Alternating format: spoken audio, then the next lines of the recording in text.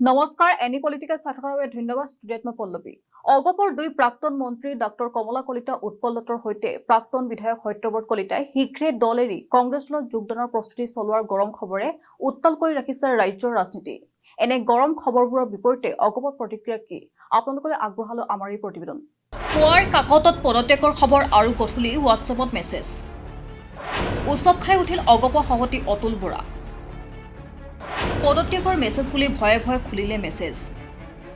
ভগৱানক ধন্যবাদ পদত্যাগ পত্ৰৰ পৰিৱৰ্তে সেয়া বাতৰিৰ স্পষ্টীকৰণহে 14 জুলাই দেওবাৰ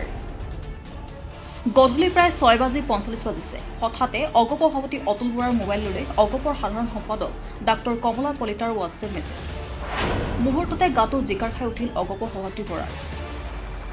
পুৱাৰ দৈনিক কাকতত ইতিমধ্যে অগপৰ পৰা ডাক্তৰ কমলা কলিতা উৎপল দত্ত সত্যব্ৰত কলিতাই অগপ এৰি কংগ্ৰেছত যোগদান কৰাৰ খবৰ বৰ হৰফৰে প্ৰকাশ পাইছে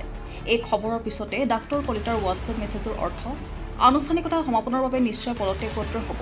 সন্ত্ৰস্ত হৈ উঠিল অতুল বৰা দীঘলকৈ দুটামান উশাহ টানি ভগৱানৰ নাম লৈ হোৱাটছএপ মেছেজটো খুলিলে দলৰ ৰাইটিং পেডত ডাক্তৰ কলিতাৰ পত্ৰখনৰ বিষয় বা ছাবজেক্টলৈ পোনে পোনে চকু গ'ল অগপ সভাপতিৰ স্পষ্টকৈ লিখা আছে বিষয় বাতৰি স্পষ্টীকৰণ প্ৰভু এবাৰলৈ ৰক্ষা এইবাৰ সভাপতি অতুল বৰাই নিৰ্ভয়ে ডাক্তৰ কমলা কলিতাৰ স্পষ্টীকৰণটো পঢ়ি গ'ল প্ৰতি সন্মানীয় সম্পাদক কাৰ্যবাহী সম্পাদক বিষয় বাতৰি স্পষ্টীকৰণ মহাশয় নিয়মীয়া বাৰ্তা অসমীয়া প্ৰতিদিনকে ধৰি গুৱাহাটীৰ পৰা প্ৰকাশিত একাংশ দৈনিক কাকতৰ আজিৰ 14 জুলাই সংখ্যাত মই শীঘ্ৰেই অগপ দল ত্যাগ কৰি কংগ্ৰেছ দলত যোগদান কৰিম বুলি এক বাতৰি প্ৰকাশ পাইছে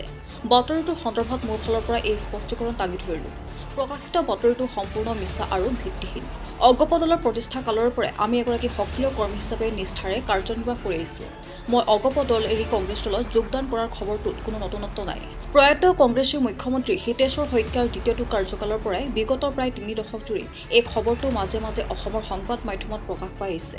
এই ঘটনাত আচৰিত হ'বলৈ একো নাই সত্যক কোনেও ঢাকিব নোৱাৰে প্ৰকৃত সত্যটো অসমৰ ৰাইজে দেখি আহিছে মোৰ বোধেৰে দেশত আজিৰ তাৰিখত ৰাষ্ট্ৰীয় দল বুলি এটাই দল আছে ভাৰতীয় জনতা দল